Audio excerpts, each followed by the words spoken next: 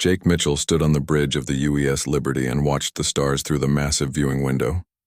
10 years had passed since the war ended, but he still remembered the screams. He still remembered the burning cities and the ships that never came home. The coffee in his metal cup had gone cold an hour ago, but he kept holding it anyway. "Commander," Amy Carter called from her station. "We're getting strange readings from the outer rim." Jake turned to look at his tactical officer. Amy was young, maybe 25, with short brown hair and quick hands that never stopped moving across her control panel. She had been just a kid when the Black Armada first came. She learned to fight in the ruins they left behind. "What kind of readings?" Jake asked. Amy's fingers danced over the controls. Numbers and charts filled her screen. The monitoring stations at sectors 7 through 12 have gone silent. Not all at once, but one by one over the past week. Jake felt something cold settle in his stomach. He had felt this same feeling 10 years ago, right before the nightmare began. "Show me the pattern." The main screen lit up with a map of human space. Red dots marked the silent stations. They formed a line that curved like a crescent moon, all pointing toward the core worlds where most humans lived. "Jesus," Jake whispered. He had seen this pattern before. Captain Lisa Brooks walked onto the bridge. She was older than Jake, maybe 50, with gray streaks in her black hair and scars on her hands from the Titan Station massacre. She had been there when 30,000 people died in less than an hour. She looked at the screen, and her face went pale. "It's them," Lisa said. "They're back." Jake wanted to tell her she was wrong. He wanted to say it was just equipment failure or space pirates or anything else. But deep down, he knew she was right. The Black Armada had returned. Amy looked confused. "I don't understand." "Who's back?" Lisa sat down heavily in her chair. 10 years ago, ships came from the empty space between galaxies. Black ships that looked like they were carved from midnight itself. They didn't talk to us. They didn't ask for anything. They just started killing. Jake walked to the communications station. "Get me Dr. Kevin Stone on New Geneva Colony. Priority. Channel." The screen flickered and showed a man with messy brown hair and thick glasses.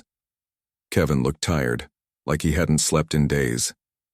Behind him, Jake could see computers and strange machines that hummed with alien energy. "Commander Mitchell," Kevin said, "I was just about to call you. We have a problem." "The monitoring stations?" Jake asked. Kevin nodded. "It's worse than that. I've been tracking quantum resonance patterns for the past month. The readings match exactly what we detected before the first invasion." Amy leaned forward. "What are quantum resonance patterns?" Kevin adjusted his glasses. "When the Black Armada travels between dimensions, they tear holes in space. These holes create waves that we can detect if we know what to look for. I've been watching for them ever since the war ended." "And you're seeing them now?" Lisa asked. "Not just seeing them," Kevin said. "They're getting stronger.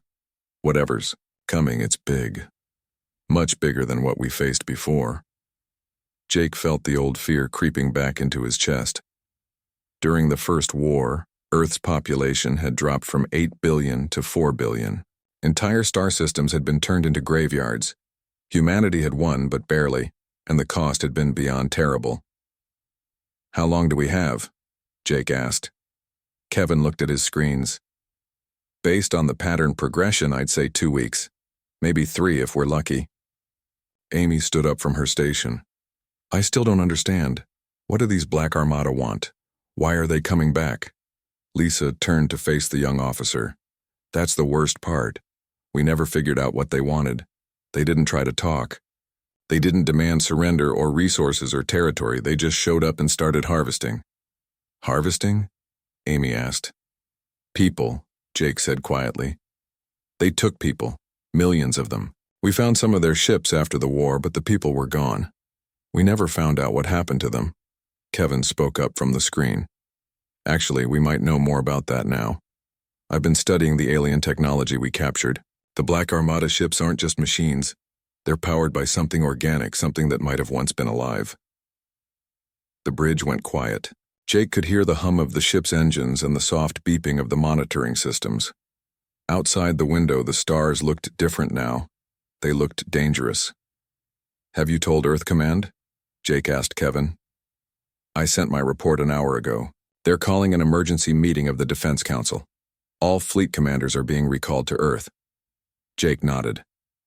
"We'll set course immediately. Amy, send word to all ships in the sector. Full alert status. I want every captain to review their battle plans from the first war." "Yes, sir," Amy said, but her voice shook a little. Lisa stood up and walked to the window. 10 years, she said. 10 years we've been building new ships, training new crews, making better weapons. We told ourselves we were ready if they came back. "Maybe we are ready," Jake said. Lisa turned to look at him. "You really believe that?" Jake thought about the new weapons they had built from captured alien technology. He thought about the orbital defense platforms around every human world. He thought about the thousands of young officers like Amy, who had trained their whole lives for this moment. "I have to believe it," he said, "because if we're not ready, then everything we've done for the past 10 years has been for nothing." The communication system crackled to life. "UES Liberty, this is Earth Command. Commander Mitchell, report to Earth immediately for emergency briefing. All leave is cancelled. All ships are to assume battle stations." Jake walked to his command chair and sat down. "Amy, set course for Earth. Maximum speed." "Course laid in, sir." "Lisa, I want you to review everything we know about Black Armada tactics. Find their weaknesses. Already on it." Jake looked out at the stars one more time. Somewhere out there, in the dark between the galaxies, ships were coming. Ships that had already killed half of humanity once before. Ships that might finish the job this time. But humans had learned something in the past 10 years. They had learned that sometimes the only way to win was to fight like you had nothing left to lose, because sometimes you didn't. "Take us home, Amy," Jake said.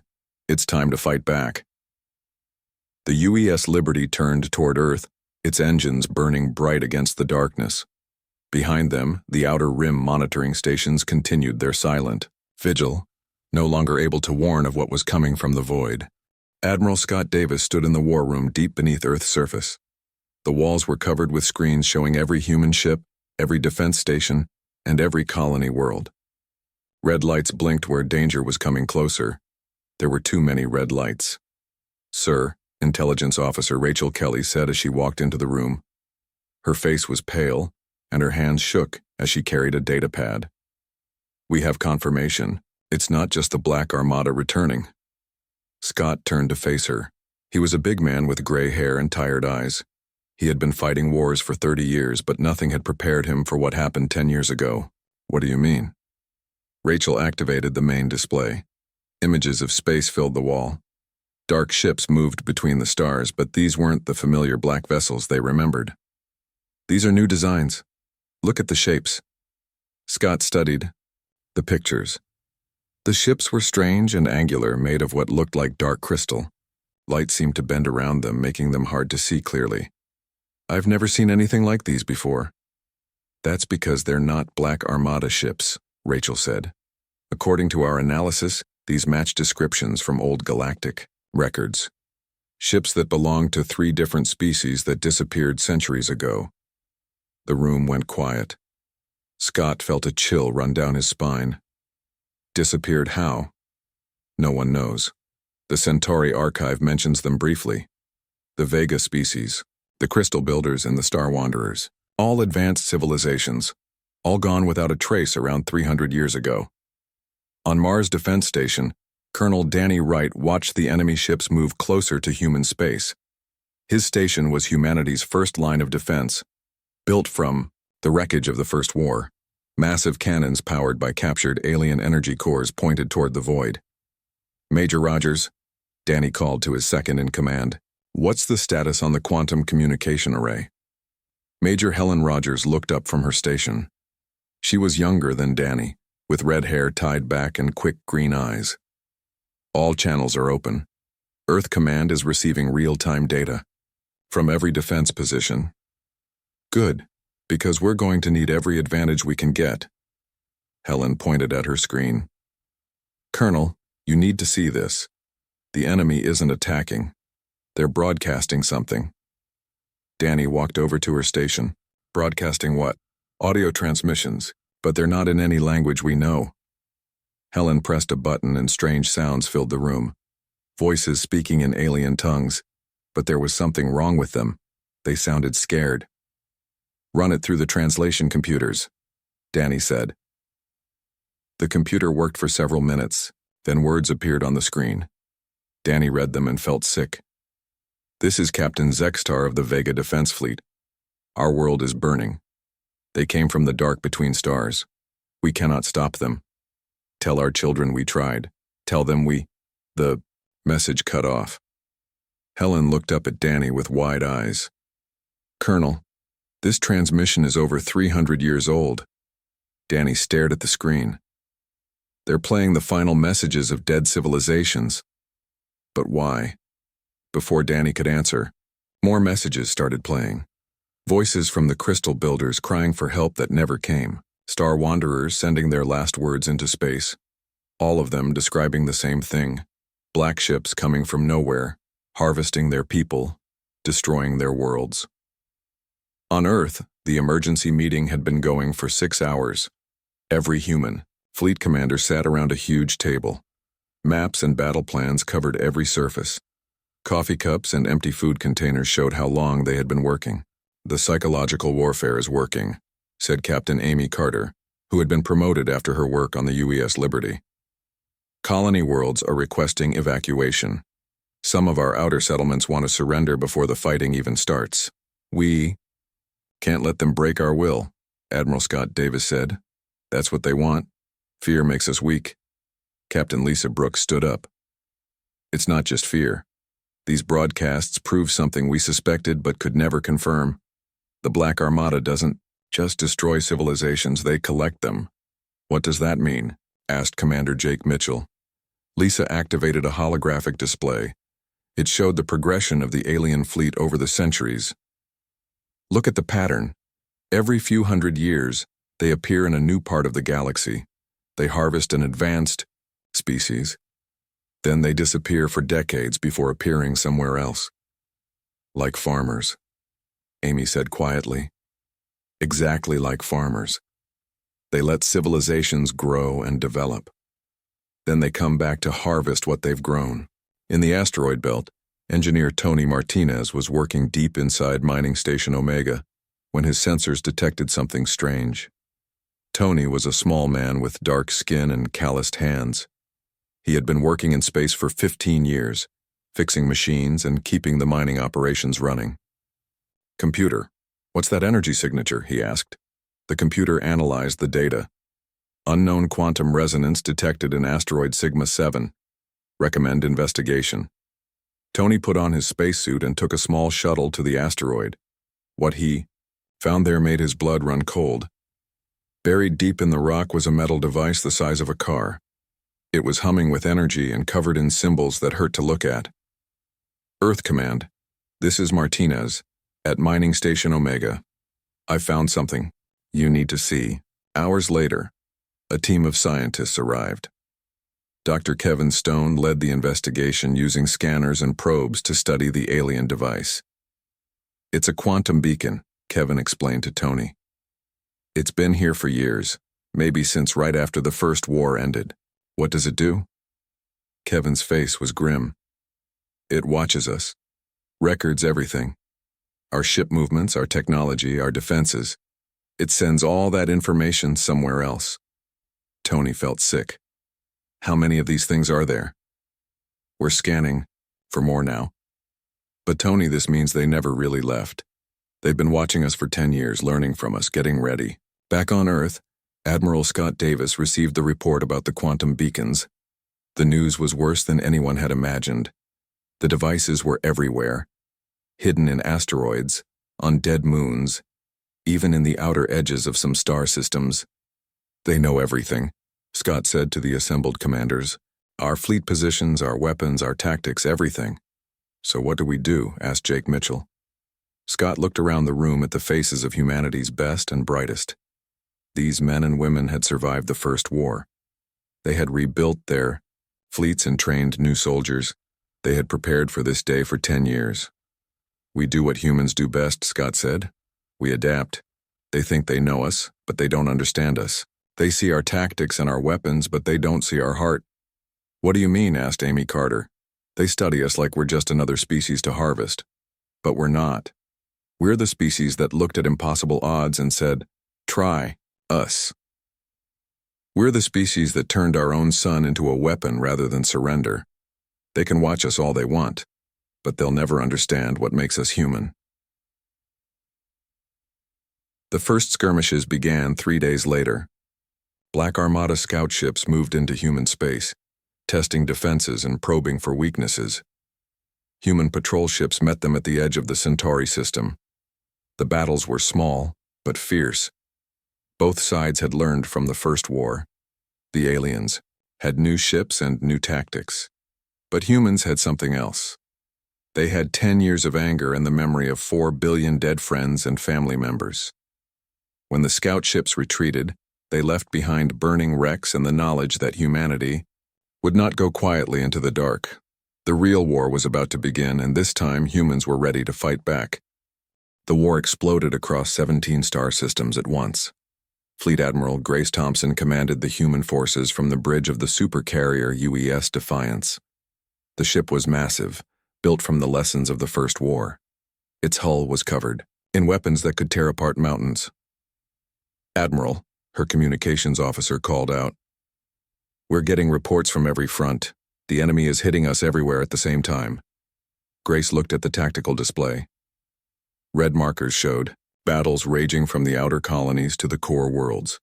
Each marker represented thousands of ships and millions of lives. "How many fleets are they bringing?" "At least 50 major formations, ma'am. Maybe more. And they're using coordinated attacks we've never seen before." Grace had been fighting in space for 25 years. She was a tall woman with short blonde hair and scars on her neck from a ship explosion during the First War. She had never seen anything like this. "Get me Captain Clark on the Shadow," she ordered. The screen showed Captain Ryan Clark on the bridge of his stealth frigate. Ryan was young for a captain, maybe 30, with dark hair and quick eyes. His ship was one of the new experimental vessels, built to be invisible to enemy sensors. "Admiral," Ryan said, "we're in position behind enemy lines. What we're seeing here is bad. Show me." Ryan's camera switched to an external view. In the empty space between star systems, massive structures were taking shape. They looked like metal cities floating in the void, with long arms reaching out in all directions. "What are those things?" Grace asked. "Harvesting stations," Ryan replied. "They're not just here to fight us, Admiral. They're setting up to process entire worlds. We intercepted some of their communications. These stations can break down planets and turn them into raw materials." Grace felt her stomach twist. During the First War, the aliens had taken people. Now they wanted everything. "How long before those stations are operational?"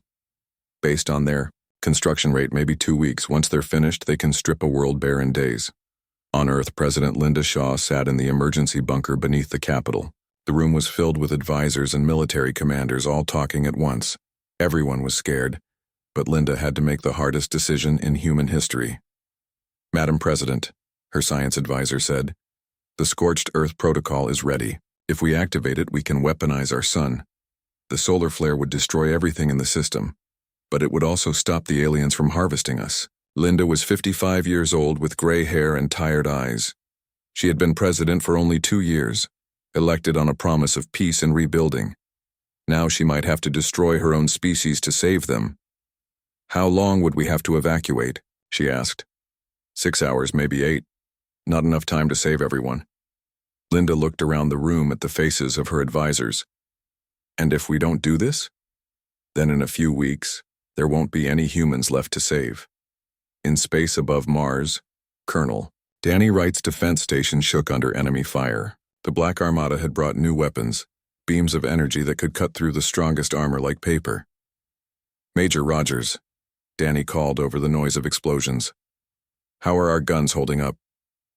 Helen worked frantically at her controls. Half of her displays were dark, destroyed by enemy fire.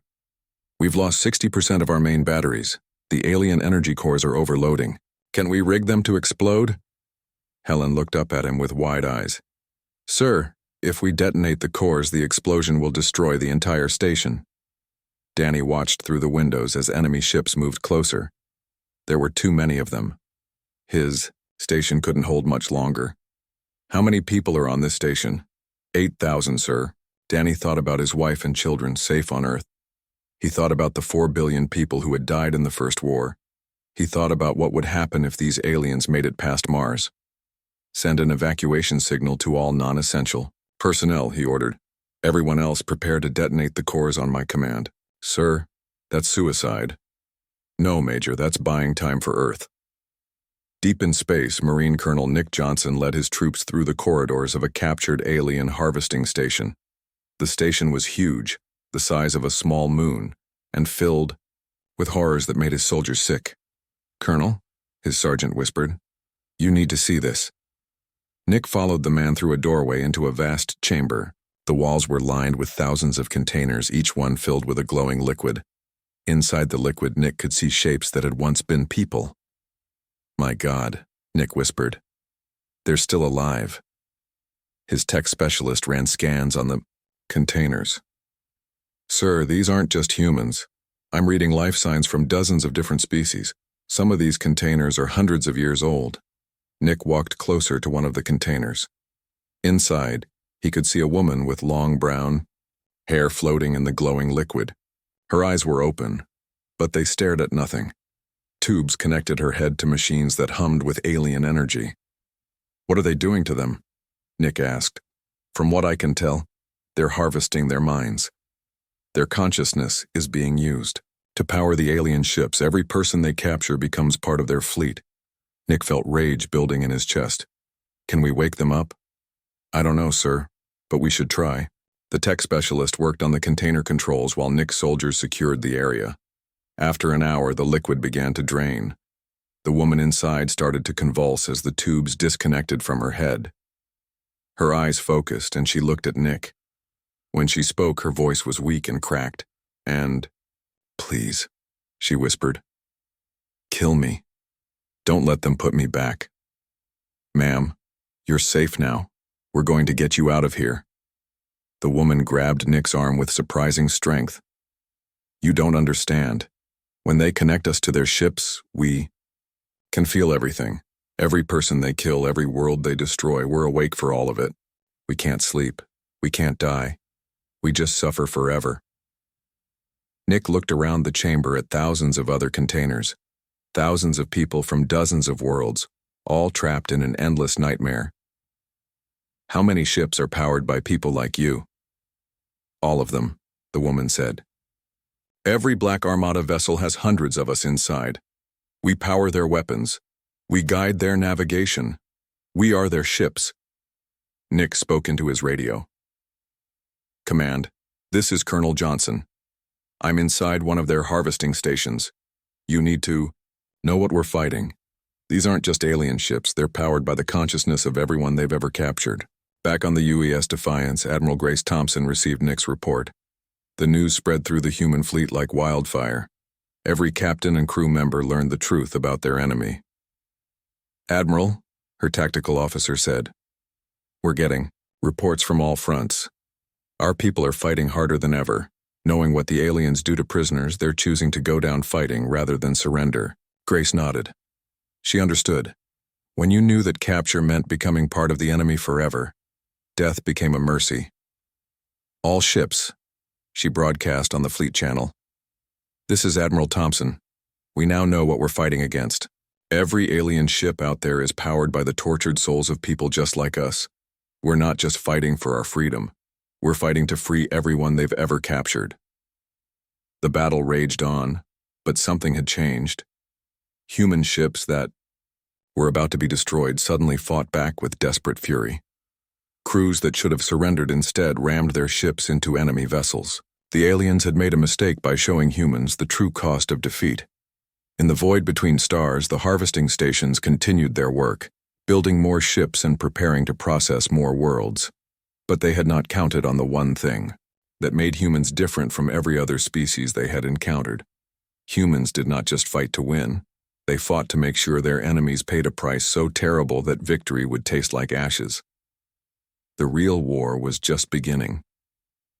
Admiral Jake Mitchell stood on the bridge of his new flagship and watched the enemy's final assault begin. After Grace Thompson died defending Alpha Centauri, Jake had been promoted to lead what remained of the human fleet. Half their ships were gone. Most of their defense stations were destroyed. Earth itself was under attack. "Sir?" Amy Carter called from her station.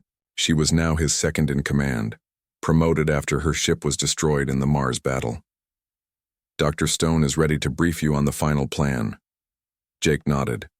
The plan was insane, but it was the only chance they had left. "Put him through." Dr. Kevin Stone appeared on the screen. He looked exhausted, with dark circles under his eyes and burns on his hands from working with alien technology. "Admiral, we've found it, the source of their power." "Show me." Kevin activated a holographic display. It showed a massive structure, hidden in the void between galaxies, a twisted metal construct the size of a moon.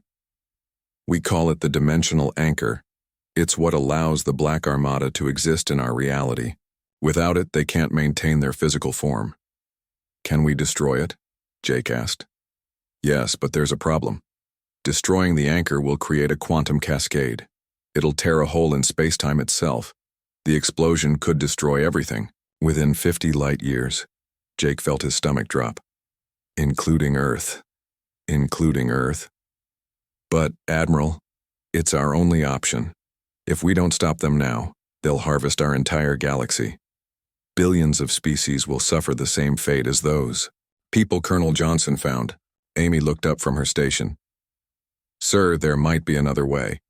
What if we don't destroy the anchor from here? What if we get close enough to plant the bomb directly on it?" Kevin shook his head. "The anchor is protected by their command ship. It's the size of a small moon and powered by the consciousness of every species they've ever harvested. Getting close to it would be suicide. Then we make it count," Jake said quietly. Captain Amy Carter looked at her new command, the battleship UES Retribution. It was one of the last ships in the human fleet, built from salvaged alien technology and powered by the desperate hope of a dying species. Her crew was made up of volunteers, people who knew they weren't coming back. "Captain," her weapons officer said, "we're approaching the target. Enemy defenses are significant." Amy looked at the tactical display. The alien command ship was massive, covered in weapons and surrounded by hundreds of smaller vessels. It looked like a black mountain floating in space, its surface crawling with energy that hurt to look at. "All ships, this is Captain Carter," she broadcast to the small fleet following her. "Remember what we're fighting for. Every person they've captured is counting on us. Every world they want to harvest is counting on us. We're not just fighting to win. We're fighting to set the universe free." The battle began immediately. Black Armada ships swarmed toward the human fleet like angry insects. Their weapons tore through space, destroying human ships in brilliant explosions. But for every human ship that died, its crew made sure to take enemies with them. Commander Tony Martinez piloted his fighter through the chaos of battle. His squadron was down to 3 ships from the original 24. Their job was to clear a path for Amy's battleship to reach the command vessel. "Martinez to Retribution," he called over the radio. "We're taking heavy fire, but we're almost through their outer defenses." "Copy that, Tony. Keep pushing." Tony watched his wingman's ship explode in a ball of fire. Now there were only 2 fighters left. "Sarah, we need to make a hole in their line. Follow my lead." Lieutenant Sarah Kim's fighter stayed close to Tony's as they dove toward the enemy formation. "What's the plan?" "Ram the big one in the center. Our explosions should clear the way." Sarah was quiet for a moment. "Tony, it's been an honor flying with you." "Same here, Sarah. See you on the other side." The 2 fighters accelerated toward the largest enemy ship. Their engines burned bright against the darkness as they prepared for their final mission. Inside, the alien command ship, Jake Mitchell led a boarding party through corridors that seemed to stretch forever. The walls were covered in strange symbols that moved and changed as he watched. Voices whispered in languages he didn't understand. the tortured consciousness of harvested species begging for release. "This way," Kevin Stone said, checking his scanner. "The dimensional anchor is in the center of the ship." They fought through waves of alien defenders, mechanical creatures that moved like spiders and shot beams of energy from their eyes. Jake's Marines fell one by one, but they kept pushing forward. Finally, they reached a vast chamber at the heart of the ship. The dimensional anchor hung in the center, a twisted mass of metal and energy that hurt to look at. Around it, thousands of containers held the consciousness of harvested beings, their minds connected to the anchor by glowing cables. "My God," Jake whispered. "How many people are in there?" Kevin ran scans with his equipment. "Billions. Every species they've harvested over the centuries. They're all here powering this thing." Jake looked at the quantum bomb they had brought with them. It was small, about the size of a briefcase, but it contained enough energy to tear a hole in reality itself. "How long do we have once we activate it?" 10 minutes, maybe less. Jake activated his radio. "All human ships, this is Admiral Mitchell. We're in position to detonate the anchor. Begin immediate evacuation of the area. Get as far away as possible." Amy Carter's voice came through the static. "Admiral, the Retribution is heavily damaged. We can't make it to minimum safe distance. Then get our people to the escape pods." "Negative, sir. Most of our pods are destroyed. We're staying with the ship." Jake felt his heart break. These people were dying because of his orders. "Amy, you don't have to do this." "Yes, sir, we do. That's what makes us human." Jake set the timer on the quantum bomb. "Kevin, is there any way to free the consciousness in those containers?" Kevin looked at the thousands of glowing containers around the dimensional anchor. "If we destroy the anchor, it should break their connection to the ship. They might finally be able to rest. Then let's give them peace." Jake activated the bomb and stepped back. The device began to hum with dangerous energy. Around them, the containers started to flicker and change. For just a moment, Jake could see faces in the glowing liquid. Humans, aliens, beings from across the galaxy, all looking at him with gratitude. "Thank you," whispered a voice in his mind. It was the woman Colonel Johnson had found in the harvesting station. "Thank you for setting us free." The countdown reached 0. The quantum bomb exploded in a burst of light that tore through dimensions. The dimensional anchor cracked and began to dissolve. Around it, the container shattered, releasing the consciousness of billions of beings into whatever came after death. The explosion spread outward, consuming the command ship and everything around it. Jake felt himself being torn apart by forces beyond understanding, but he was smiling. They had done it. The Black Armada was finished. Light years away, the surviving human ships watched as the quantum cascade rippled through space. The Black Armada fleet simply vanished, their connection to reality severed forever. The harvesting stations dissolved into nothing. The nightmare was over, but the explosion damaged space-time itself, creating a barrier around human space that would last for centuries. Humanity was alone now, cut off from the rest of the galaxy, but they were free. On New Earth, children played in gardens where the names of the fallen were written in crystal monuments. They didn't remember the war, but they grew up hearing stories of the humans who chose to fight when fighting seemed impossible. The universe was vast and dangerous, full of things that wanted to harvest and destroy. But somewhere in a small corner of space, humans built their worlds and raised their children and remembered that some things were worth any sacrifice. They had learned the greatest lesson of all. Sometimes the only way to truly win is to make sure your enemy can never threaten anyone else again, no matter what it costs you. The Black Armada was gone forever, and humanity, though scarred and isolated, remained free.